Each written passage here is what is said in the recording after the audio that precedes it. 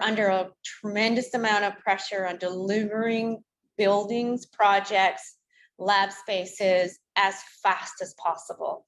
And so the biggest benefit that I've seen is being able to deliver projects in a much shorter time frame than a traditional process. A traditional process, you do your designs, you go back out to the street for construction to build. You might go back because it comes over budget, which is happening a lot right now.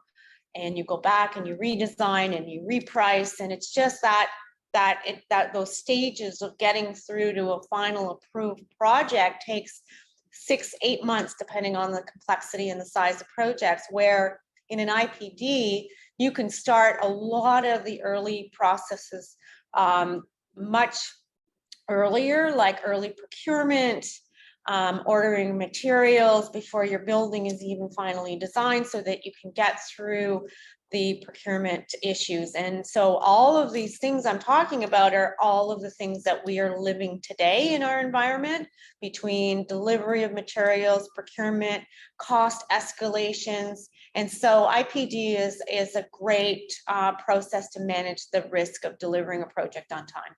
That would be my number one as an owner. Go slow to go fast. The McLeamy curve visually depicts the relationship between the cost of making changes to a project and the stage at which those changes are made. The key idea is that the cost of the changes increases significantly as the project progresses through its various phases. The graph is typically divided into three main phases. 1. Early design phase. Low cost of changes. During the early design stages of the project, such as conceptual and schematic design, making changes is relatively inexpensive. This is because the design is not yet fully developed and modifications can be implemented more easily without significant impacts on subsequent stages. 2. Design development phase. Moderate cost of changes. As the design progresses into the design development phase, the cost of making changes starts to increase. More details and specifications have been established, making alterations more involved and costly. However, it is still more economical to address these changes during this phase compared to later stages. Construction phase. High cost of changes. Once the construction has started, making changes becomes substantially more expensive. Changes at this stage often require rework, may cause delays, and impact various aspects of the project, leading to an increased costs and potential disruptions. The McLeamy curve emphasizes the importance of addressing design changes early in the project life cycle when they can be implemented with minimal impact on cost and schedule. The goal is to encourage thorough planning and decision-making in the early stages to minimize the need for modifications during later and more costly phases. Understanding and considering the McLeamy curve can help project stakeholders, including architects, designers, and project managers, make informed decisions about design changes and emphasize the value of early collaboration in detailing, planning to avoid costly alterations during construction.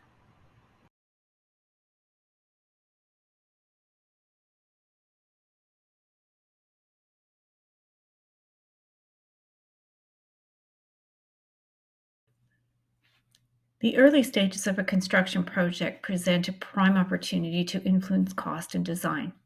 By focusing on high impact issues in the supply chain and employing collaborative approaches like target value design, teams can set the project on a path to success.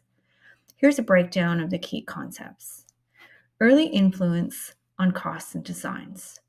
Cost impact. Early decisions can have a significant impact on project costs by addressing supply chain issues and making informed choices from the start. Teams can avoid costly changes later in the project. Design influence.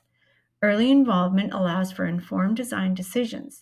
Collaborating with key stakeholders, including trade partners, during the initial phases enables a more comprehensive understanding of design implications.